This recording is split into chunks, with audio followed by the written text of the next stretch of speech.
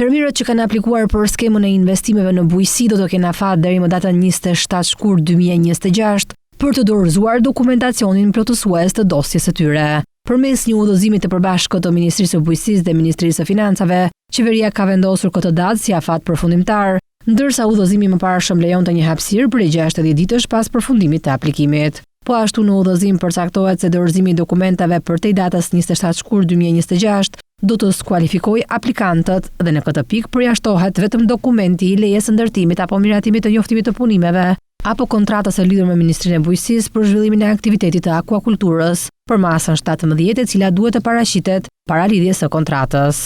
Në këtë pikë përjashtohet vetëm dokumenti i lejes së ndërtimit apo miratimit të njoftimit të punimeve për zhvillimin e aktivitetit të akuakulturës për masën 17, i cili duhet të paraqitet para lidhjes së kontratës. Më 30 shtator mbyllën aplikimet për skemën kombëtare të investimeve në bujqësi 2025, megjithëse 801 aplikime të regjistruara për 9 masa mbështetëse, që synojnë modernizimin e fermave, rritjen e prodhimit vendas dhe zhvillimin e qëndrueshëm të zonave rurale.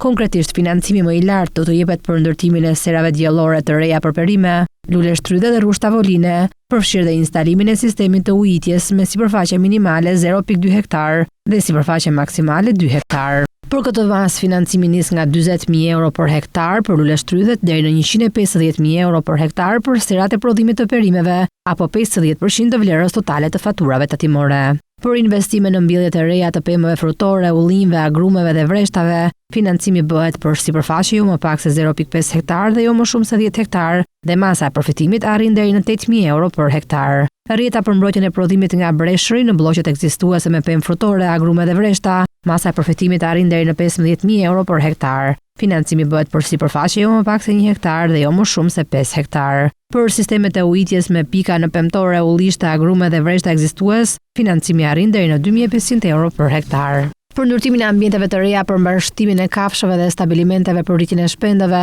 financimi arrin deri në 150.000 euro për subjekt. Për mekanizimin dhe modernizimin e proceseve të punës në fermat bujqësore dhe blegtorale, masa e përfitimit arrin në 50.000 euro për subjekt. Mbështetja për linje, makineri, pajisje për përpunimin, seleksionimin, paketimin dhe etiketimin e perimeve, frutave, rrushit dhe verës, ullirit dhe vajit të ullirit arrin në 75.000 euro për subjekt. Mbështetja për investime në agroturizëm do të jetë deri në 150.000 euro për subjekt dhe po ashtu për akuakulturën detare për koshat e rritjes së peshkut. Përfituesve nga masat e mbështetjes së investimeve pas lidhjes së kontratës u paguan paraprakisht deri në 30% të masës së financimit të kontraktuar, kundrejt garancisë së pagesës së lëshuar nga shoqërisë sigurimi ose banka, sipas përcaktimeve të kontratës.